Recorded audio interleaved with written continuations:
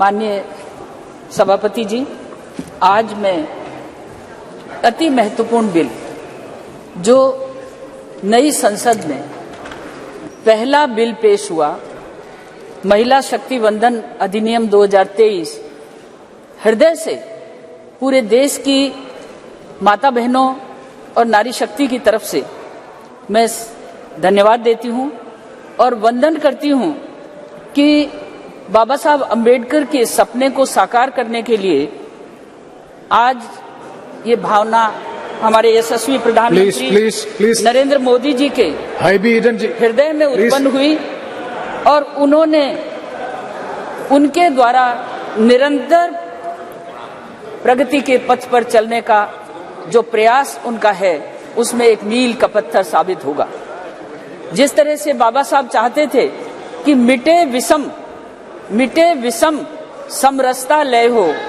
भेद अरमानों के नए क्षितिज पर नए मनुष्य का नया उदय हो, इस भाव को लेते हुए इस विषमता की खाई को पाटने के लिए कि जब एक तरफ कहते हैं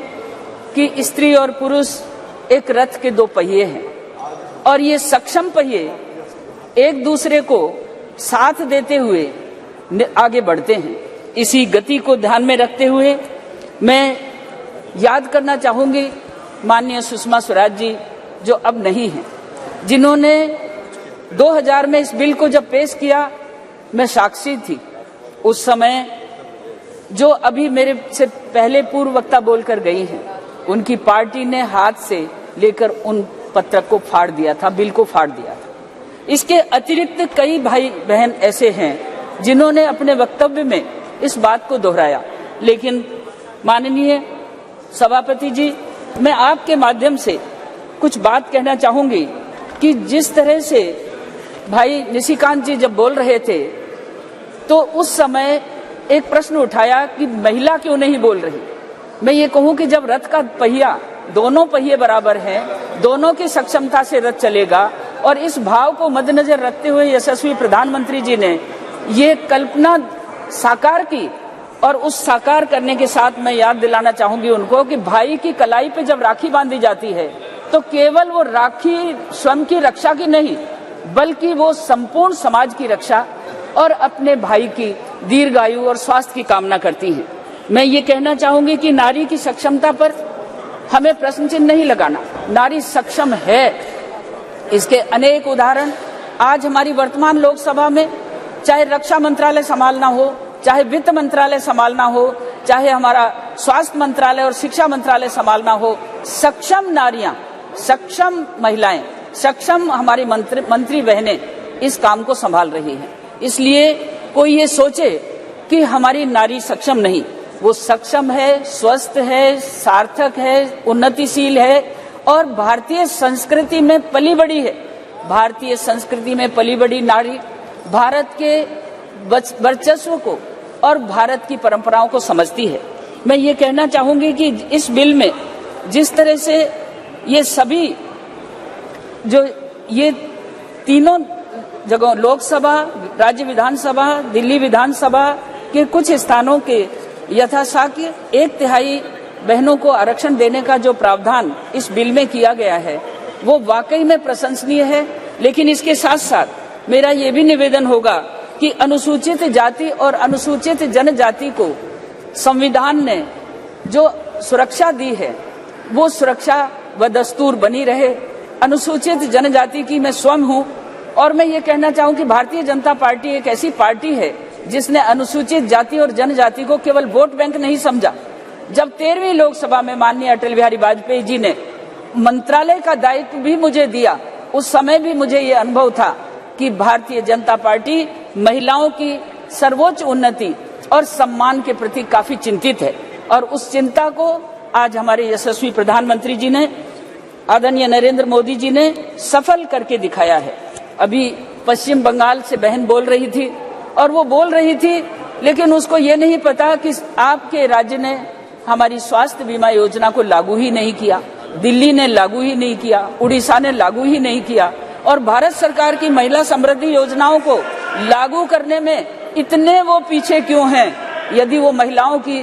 प्रगति को देखना चाहते हैं तो उस प्रगति में महिलाओं से संबंधित भारत सरकार की योजनाओं को अक्सर से लागू करना चाहिए था। मैं एक बात और आपके माध्यम से ध्यान में लाना चाहूंगी कि 75 वर्ष में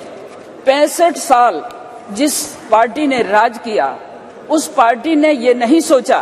कि महिलाओं की प्रगति, महिलाओं का सम्मान, महिलाओं की उन्नति के लिए कोई कल्पना करे। और उस समय जब ये बात चल रही थी तो दिनकर जी ने भी ये बात लिखी थी कि अटका कहाँ स्वराज्य बोल दिल्ली तू क्या कहती है,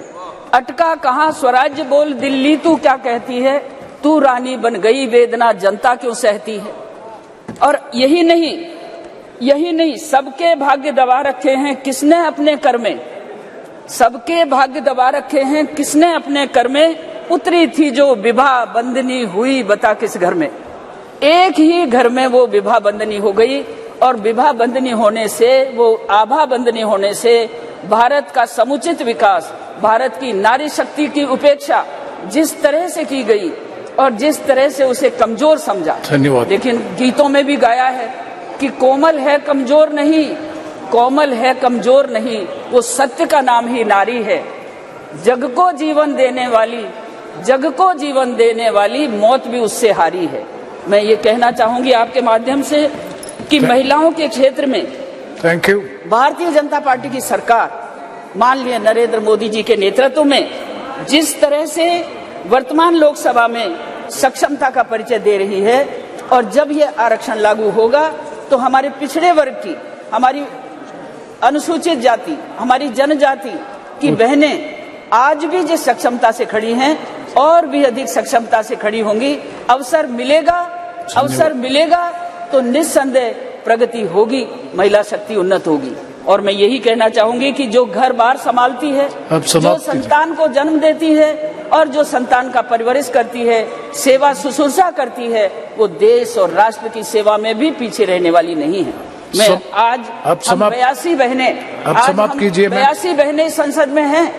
और 82 के 82 बहनें सक्षमता से संसद के बीच में, संसद में कार्यवाही में भागीदार बनती हैं। तो आप ये मान लीजिए कि 75 वर्ष की इस लंबी अवधि में जब हम उस भवन में थे, उस भवन में जब बैठे थे तो हम केवल गिनते थे इशारों से कि इतनी बहनें बैठी हैं। और जब अब नई संसद में ये उद्घोष हो चुका है और ये आज इस बिल पर चर्चा हो रही है, तो मुझे लगता है कि संवैधानिक प्रक्रिया को पूरा करते हुए, संवैधानिक व्यवस्थाओं को पूरा करते हुए जब ये कानून लागू होगा तो आज इस संसद के अंदर 181 बहनें बैठेंगी, 181। और 181 बहनों का जो नेतृत्व इस देश की महिला शक्ति को मिलेगा, उनकी सक्षमता को मिलेगा, उनके शिक्षा स्वास्थ्य की उन्नति के लिए मिलेगा और इस राष्ट्र की प्रगति में भागीदार बनकर धन्यवाद मैम, धन्यवाद लगाएंगे। आप समाप्त कीजिए। एक ही बात कहना चाहूंगी अंत में, आप समाप्त कीजिए। एक बात कहना चाहूंगी कि कुछ तो दूर देखता उड़कर, हमारी पुरानी 60 साल की सरकार को देखना, कुछ तो दूर देखता उड़कर है कितना विस्तृत आकाश, रे कपोत कुछ ही दानों पे करते क्यों जीवन का नाश। ये मैं कहना चाहूंगा। धन्यवाद। धन्यवाद। नेक्स्ट स्पीकर श्रीमती शर्मिष्ठा सेठी जी।